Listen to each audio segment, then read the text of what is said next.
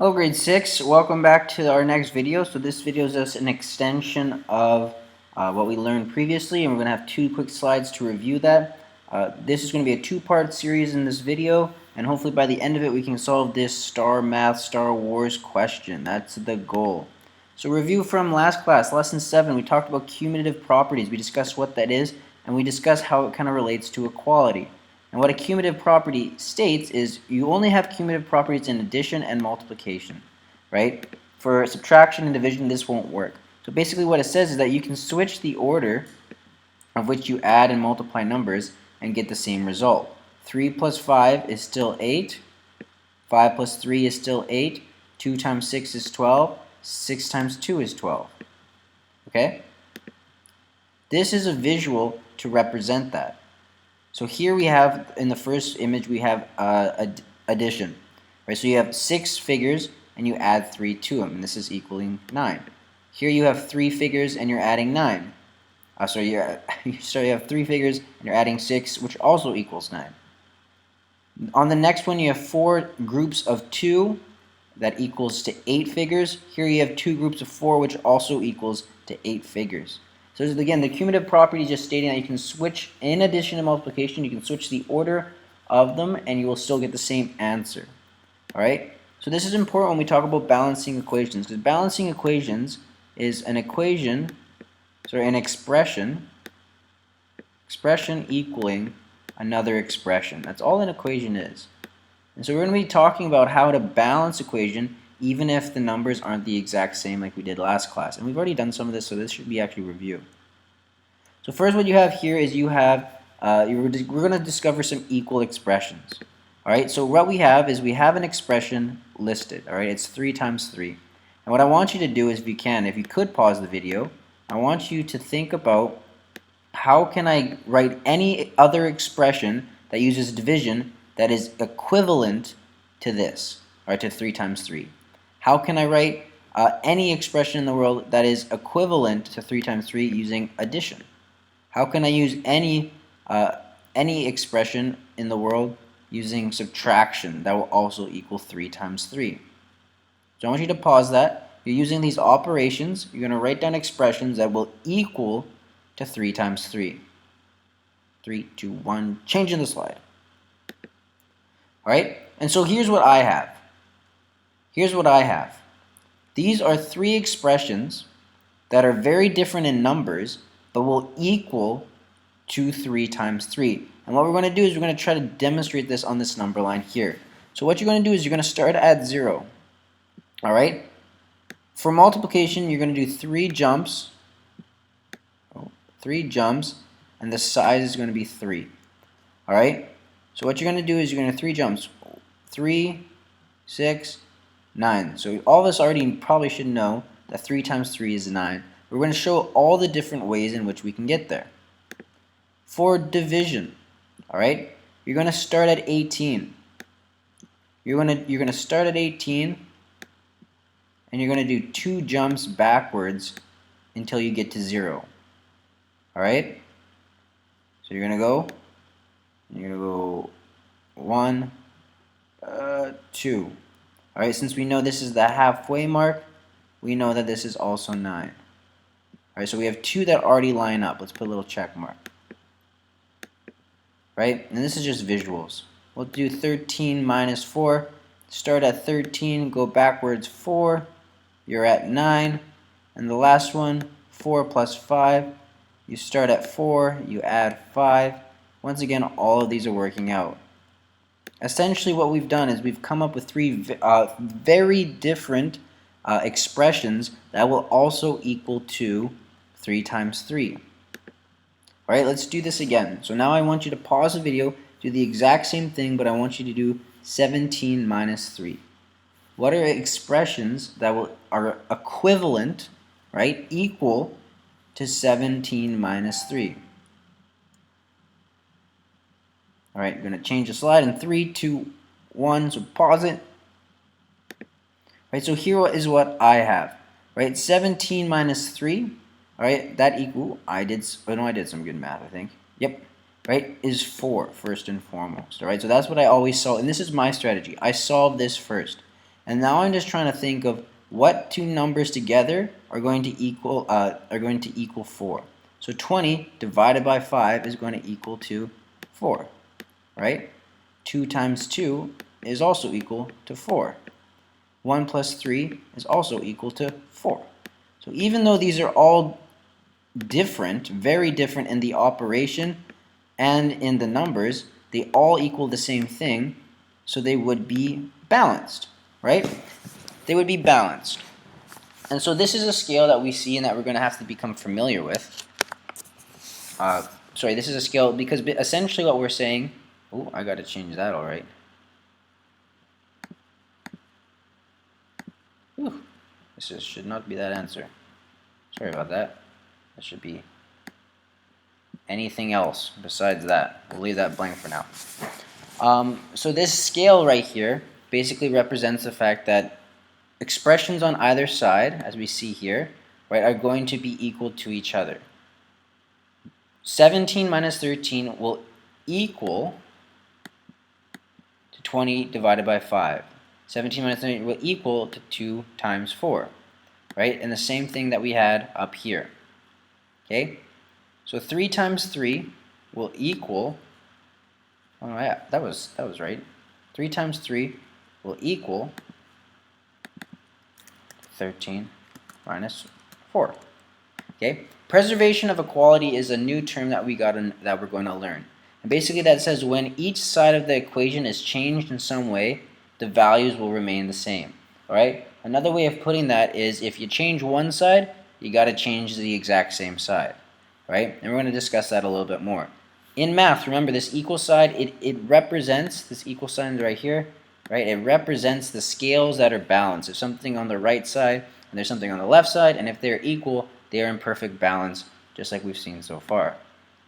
So, when each of the equation is changed, so preservation of equality, essentially what we're talking about here is, what we have is we have 3 times 3, right? We know that equals to 9. And we have 13 minus 4, and we know that it's going to equal to 9. What we're saying, though, is if we change some of these values, right? So let's say I have 3 times 3. Let's say I'm going to add 1. If I add 1 on this side, the preservation of equality says that you must then add 1 to this side. All right? Oh, that's a bad one. Sorry about that.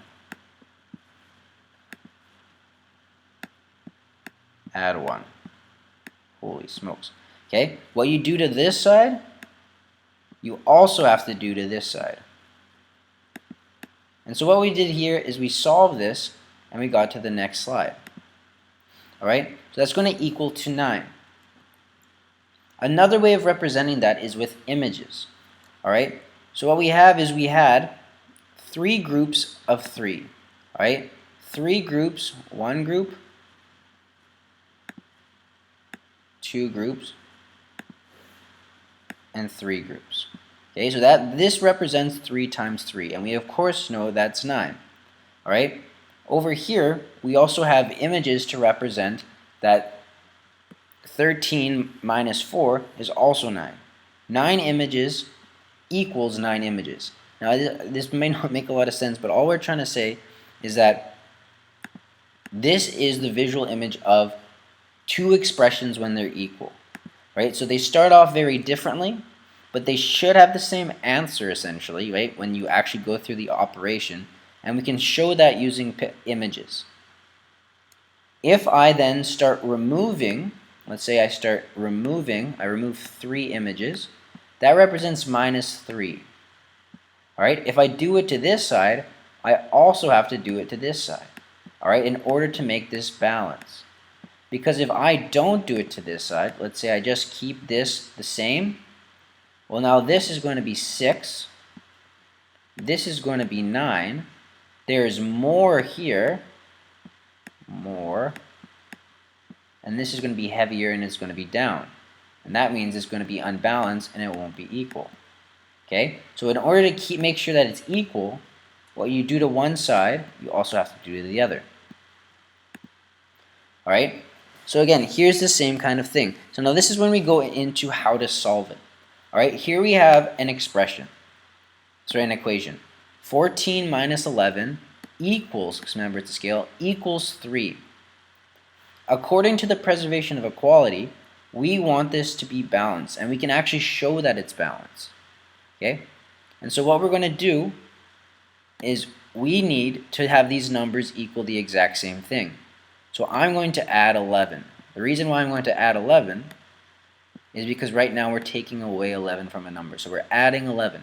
Remember, preservation of equality means what I do to one side, I have to do to the other. So I'm going to add 11 here. 14 minus 11 plus 11, right? What you have is you have these two numbers will cancel each other out, and you're going to be left with 14, and these two will equal 14, right? And it shows how that balance, so it shows why, this is the math behind why does 14 minus 11 equal 3. All right, this is, so we're just kind of working backwards.